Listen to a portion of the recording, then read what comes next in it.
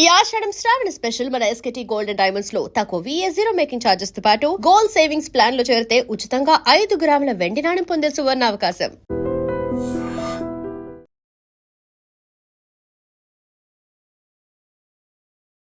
నమస్తే, welcome to I dream. నేను వలి. సిద్దిపేట జిల్లాలో తల్లి కొడుకు కలిసి మహిళల్ని చాలా దారుణంగా చంపేశారండి. మీరు వింటుంది నిజమే. తల్లి కొడుకు ఇద్దరూ కలిసి ఆ ఊళ్ళో ఉన్నటువంటి మహిళల్ని టార్గెట్ చేసి ఊరి బయటకు తీసుకెళ్ళి, అంటే ఇంట్లోనే చంపేసి ఊరి బయటకు తీసుకెళ్ళి కాల్చిపడేస్తూ ఉన్నారు. నిజంగా ఎంత దారుణంగా ఉందంటే ఒక్కసారి మీరు వీళ్ళ స్టోరీ వింటే షాక్ అయిపోతారు. వీళ్ళది సిద్దిపేట జిల్లా భూంపల్లి గ్రామం. ఆ భూంపల్లి గ్రామంలో డబుల్ బెడ్రూమ్స్ ఉంటాయి కదా, అక్కడే వీళ్ళు ఉంటా ఉన్నారు. ఒక కిరాణా దుకాణం కూడా వీళ్ళు నిర్వహిస్తూ ఉన్నారు. అక్కడ ఆ కాలనీలో చుట్టుపక్కల ఉన్న వాళ్ళందరూ కూడా ఆ కిరాణా షాప్కే వస్తూ ఉంటారు, సామాన్లు కొనుక్కుంటూ ఉంటారు, వెళ్ళిపోతూ ఉంటారు. అయితే ఈమెకి ఒక దుర్బుద్ధి కలిగింది. ఈజీగా డబ్బులు సంపాదించాలి, ఇట్లా సంవత్సరాలు కిరాణా షాప్ పెట్టుకొని డబ్బులు సంపాదించడం కాకుండా ఉన్న పడాన డబ్బులు వచ్చి పడేయాలి, లక్షలు సంపాదించాలి, దానికి ఏం చేయాలని చెప్పి ప్లాన్ చేశారు. ప్లాన్ వేసి వాళ్ళకు వచ్చినటువంటి ఆలోచన ఏంటంటే, చాలామంది మహిళలు వస్తుంటారు కదా, ఆ మహిళలకు సంబంధించి ఒంటి మీద నగలు వీటన్నిటిని మాయం చేసేస్తే, వీటన్నిటిని అమ్మేసుకుంటే మనకి చాలా ఈజీగా డబ్బులు వచ్చేస్తాయి కదా అని ప్లాన్ చేశారు. ప్లాన్ చేసి ఈ కొడుకున్నాడు కదా, మైనర్, వీడు ఇంటర్మీడియట్ చదివే కుర్రాడు. ఆ తల్లి ఇంకా మంచి బుద్ధులు చెప్పి సక్రమంగా జీవితాన్ని నడిపించాల్సినటువంటి తల్లే కొడుకుని వక్ర మార్గంలో నడిపించింది. ఈ విధంగా ఈ ప్లాన్ మొత్తం చెప్పింది.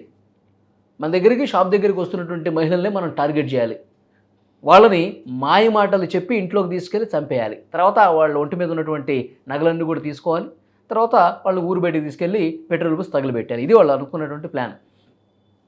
అయితే దానికోసం టైం కోసం వెయిట్ చేస్తుంటారు.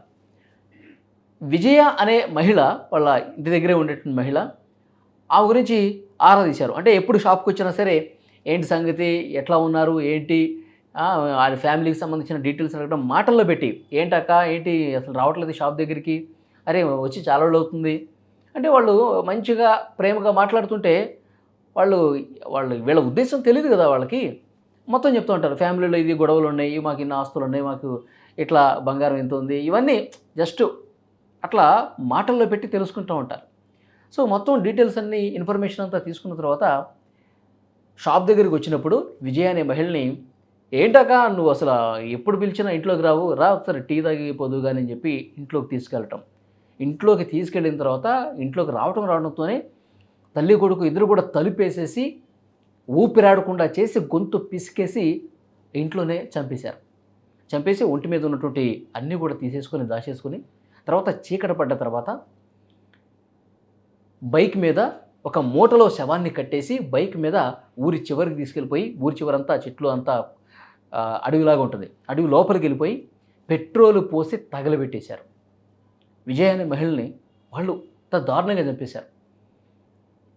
ఈ విజయ వాళ్ళ భర్త ఏమో అసలు ఇక్కడే రజిత వాళ్ళ కిరాణా షాప్కి వెళ్ళింది, ఉదయం అట్లా వెళ్ళింది లేదు, మళ్ళీ కనిపించకుండా పోయింది అని చెప్పి ఇక్కడ వీళ్ళని అడగటం, ఏదో సామాను కోసం వచ్చింది, ఇచ్చేసామో వెళ్ళిపోయింది, మళ్ళీ ఎడిపోయిందో మాకు తెలియదు అని చెప్పి వీళ్ళు సమాధానం చెప్పటం. సో పోలీసులు కంప్లైంట్ ఇచ్చారు. పోలీసులు కంప్లైంట్ ఇస్తే పోలీసులు ఆ సీసీ కెమెరాలు ఇన్వెస్టిగేషన్లు అన్నీ చూస్తారు కదా. సో ఆ ఊళ్ళో ఉన్నటువంటి సీసీ కెమెరాల్లో ఏదో కొంచెం తేడాగా బిహేవ్ చేయటం, ఏదో సంచి మోసుకుంటూ వెళ్ళటం, ఇదంతా గమనించారు. యాక్చువల్గా ఆ ఊళ్ళో ఉన్న జనాలు ఏమనుకుంటారు, ఆ కిరాణా షాపుకు సంబంధించిన సామాన్లు ఏవో తీసుకెళ్తూ ఉంటారు, వస్తూ ఉంటారని చెప్పి అనుకుంటారు కదా.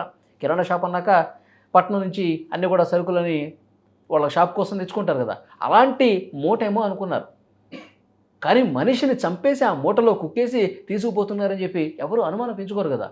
సో వీళ్ళ మీద కొంచెం తేడాగా బిహేవ్ చేయటం, అనుమానాస్పదంగా కనిపించడం ఆ సీసీ ఫుటేజ్లో పోలీసులకు అర్థమైపోయి వాళ్ళ స్టైల్లో విచారిస్తే, వాళ్ళ స్టైల్లో క్వశ్చన్ చేస్తే, గట్టిగా గదమాయిస్తే అప్పుడు చెప్పారు మేమే చంపేశామని. కానీ ఇప్పుడు పోలీసులు ఇన్వెస్టిగేషన్లో ఇప్పుడు బయటకు వచ్చింది ఇది. గతంలో ఇంకొక 2-3 కూడా అలాగే చంపేశారంటే అది ఇంకా బయటికి రాలా. ఇప్పుడు పోలీసులు ఆమెని గట్టిగా ప్రశ్నించి వాళ్ళ స్టైల్లో అడిగితే, విజయని మేమే చంపేశాం, నగల కోసం డబ్బుల కోసం ఈ విధంగా కక్కుర్తిపడి ఈ విధంగా చేశామని చెప్పి రజిత చేసిన తప్పును ఒప్పుకుంది. ఇది మొన్న 8వ తారీఖు జరిగింది. ఇక్కడ ఇంకొక భయంకరమైనటువంటి న్యూస్ ఏంటంటే, కొడుకున్నాడు కదా, ఆ కొడుకుని అసలు ఏ విధంగా మోల్డ్ చేసేదంటే, ఎవరినైనా మనం ఇంట్లోకి ఇట్లా తీసుకొచ్చినప్పుడు వాళ్ళు చాలా బలంగా అడ్డుకుంటారు, మనల్ని తోసేస్తారు, బయటికి పారిపోయే ప్రయత్నం చేస్తారు. అట్లా తప్పించుకొని పోతే గనక మనకి ఇక జీవితమే ఉండదు. కాబట్టి నువ్వు ఇంకా బలంగా తయారు కావాలిరా, నువ్వు ఇంకా కండలు పెంచాలి, నువ్వు బాడీ పెంచాలి అని చెప్పి ఇంట్లోనే ఒక జిమ్ పరికరాలన్నీ కూడా కొని తీసుకొచ్చి పెట్టిందంట. ఇంట్లోనే మొత్తం ఇట్లా హ్యాండ్స్ పుషప్స్ చేసేవి, జిమ్లో వాడే పరికరాలు ఏవైతే ఉంటాయో కండలు పెంచడానికి, బాడీ పెంచడానికి, అలాంటివన్నీ కూడా కొని ఇంట్లోనే ఒక జిమ్ లాగా ఏర్పాటు చేసుకుని పెట్టుకుందంట. రోజు ఉదయం సాయంత్రం నువ్వు ఇంకా బలిష్టంగా తయారు కావాలి, ఎవరన్నా ఇంట్లోకి వస్తే ఒక్క దెబ్బతో వాళ్ళని కొట్టాలా, ఒక్క దెబ్బతో వాళ్ళ గొంతు పిసికి నువ్వు చంపేసేయాలా, అంత బలంగా తయారు కావాలని చెప్పి ఇంట్లోనే జిమ్ చేయించేదంట. చూడండి, తల్లి కొడుకు ఎంత ప్లాన్గా, ఎంత పకడ్బందీగా మనుషులను చంపే కుట్ర చేశారన్నది. ఇది ఈ విజయ కేసు మొన్న 8వ తారీఖు జరిగింది. మే 28వ తారీఖు ఇంకో కేసు అండి. దానికి సంబంధించిన డీటెయిల్స్ పోలీసులు వెల్లడించారు. మే 28వ తారీఖు కుంటా రేఖ ఆమె పేరు. ఆమె కూడా సేమ్ ఇదే విధంగా కిరాణా షాప్కి రావటం, కిరాణా షాప్కి వచ్చి ఏదో వస్తువు కావాలని చెప్పేసి అనటం, ఏంటక్క నువ్వు ఎప్పుడు వస్తావు కానీ ఇంట్లోకి రావు, ఎన్నిసార్లు పిలిచినా రావు, మనం ఒకటే అని చెప్పి ఇలా మాటల్లో దించేసి మెల్లగా ఇంట్లోకి తీసుకెళ్ళి సేమ్ ఇదే విధంగా చంపేసి ఊరి బయటకి తీసుకెళ్ళిపోయి ఆ అడవిలో పెట్రోల్ పోసి మళ్ళీ సేమ్ పెట్రోల్ పోసి తగలబెట్టేశారు. ఆ కేసు ఇప్పుడు బయటకు వచ్చింది. ఇప్పుడు పోలీసుల ఇన్వెస్టిగేషన్లో ఇదంతా ఇప్పుడు మళ్ళీ తెలిసింది. మే 28వ తారీఖు కుంటా రేఖ అనే మహిళను కూడా ఇదే విధంగా దారుణంగా చంపేశారు. తర్వాత జూన్లో ఆ భూంపల్లి గ్రామ సర్పంచ్ భార్య ఊరు బయట అట్లా వాకింగ్, ఎర్లీ మార్నింగ్ 6 గంటలకి వాకింగ్ చేస్తూ ఉంటారు కదా, వాకింగ్ చేస్తున్నప్పుడు వీళ్ళు ముసుగులు వేసుకుని ఎవరూ లేని ప్రదేశాన్ని చూసుకుని కర్రలతో వాటితో దాడి చేసి ఆమె ఒంటి మీద నగలు తీసుకొని పారిపోయారు.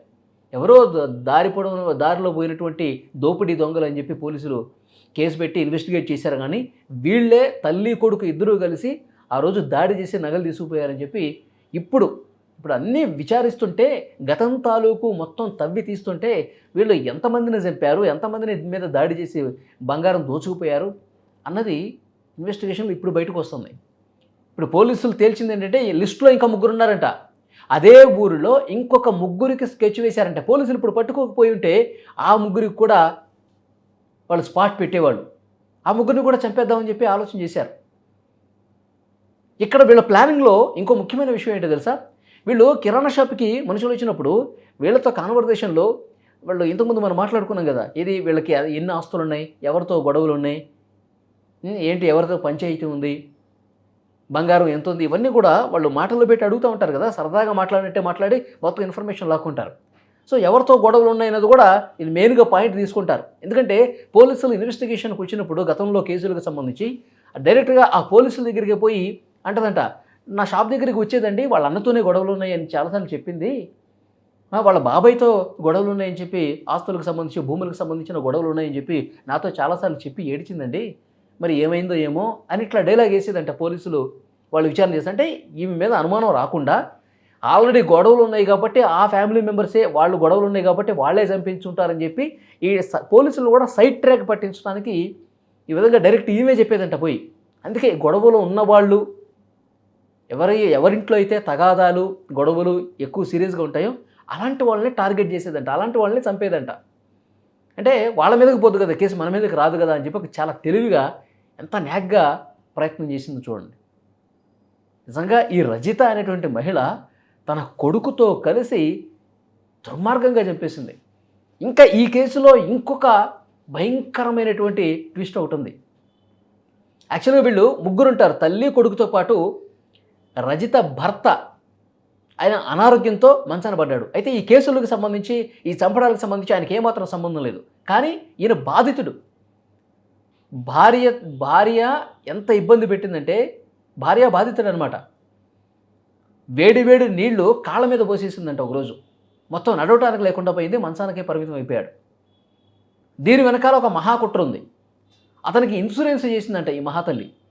ఇన్సూరెన్స్ చేసి ఇప్పుడు వరుసగా చంపుకుంటూ పోతుంది కదా, వన్ ఫైన్ డే భర్తను కూడా చంపేసి ఇన్సూరెన్స్ క్లెయిమ్ చేసుకుని మళ్ళీ ఇన్సూరెన్స్ డబ్బులు తీసుకుందామని చెప్పి ప్లాన్. ఇట్లా ఊళ్ళో ఉన్నటువంటి జనాలను చంపటం, ఇంట్లో ఉన్న భర్తను చంపటం, ఇంకా లిస్టులో 3-4 పేర్లు కూడా రెడీ చేసి పెట్టుకున్నారట. ఏ రోజు ఎవరిని ఎట్లా చంపాలి, ఎవరిని ఇంటికి పిలవాలి, లోపలికి పిలిచి ఎట్లా చంపాలి అన్నది కూడా మొత్తం ప్లాన్ చేసుకున్నారట. ఎంత దారుణం చూడండి. సిద్దిపేట జిల్లాలో భూంపల్లి గ్రామంలో ఈ కిలాడి లేడీ గురించి వార్త బయటకు వచ్చిన తర్వాత మొత్తం స్టేట్ షేక్ అయిపోయింది. ఎంత మంచిగా అక్క చెల్లి అనుకుంటూ మాట్లాడుతూ కిరాణా షాప్కి వచ్చిన వాళ్ళని మాటల్లో పెట్టి ఇంట్లోకి తీసుకెళ్ళి లిటరల్గా ఇంత గొంతు పిసికి చంపేస్తారా? బంగారం కోసం, పూర్తిగా డబ్బులు ఈజీగా సంపాదించడం కోసం ఇంత దారుణానికి తెగబడ్డారు చూడండి. సో పోలీసులు ఈమెను అరెస్ట్ చేశారు, రిమాండ్కి పంపించారు. ఆ కొడుకు మైనర్ కాబట్టి జువైనల్ హోమ్కి పంపించారు. నిజంగా ఈమె మైండ్ సెట్ ఏ విధంగా ఉందండి? ఈ వీడియో చూస్తున్న ప్రతి ఒక్కరూ స్పందించండి. ఇంటి దగ్గరే కిరాణా షాప్ నడుపుతూ ఇంత దారుణంగా ఇంటి చుట్టుపక్కల ఉన్న వాళ్ళని చంపేసి ఊరి బయటికి తీసుకెళ్ళిపోయి పెట్రోల్ పోసి చంపేస్తుందంటే నిజంగా కొంచెమన్నా భయం ఉందా? పోలీసుల సీసీ ఫుటేజ్లో కూడా పెట్రోల్ బంకుల దగ్గరికి వెళ్ళి ఆమె క్యాన్లో పెట్రోల్ నింపుకుంటున్నటువంటి ఆ వీడియోలు కూడా పోలీసులు సేకరించారు. పెట్రోల్ తీసుకుపోయి డైరెక్ట్గా మూటలో కట్టేసి ఊరు బయటకు పోయి కాల్ చేయటం. మళ్ళీ కొద్దిగా అసలు భయం అనేది ఉందా? ఇలాంటి దుర్మార్గపు మనస్తత్వం ఉన్న మహిళలను ఏం చేయాలండి? ఇలాంటి వాళ్ళని ఈమె అసలు మహిళనా? ఇంత దారుణమా? ఇలాంటి సైకో మహిళల్ని కేవలం డబ్బు మీద, కేవలం ఈ బంగారం మీద మోజుతో ఈజీగా లక్షలు కోట్లు సంపాదించేయాలి, దానికి మనుషుల్ని చంపడానికైనా సిద్ధమైపోయినటువంటి ఇలాంటి మూర్ఖుల్ని, ఇలాంటి సైకో మహిళల్ని ఏం చేయాలి చెప్పండి? ఎలాంటి శిక్ష వేస్తే కరెక్ట్? ఈ స్టోరీ విన్నాక మీకేమనిపించిందో కామెంట్ చేయండి.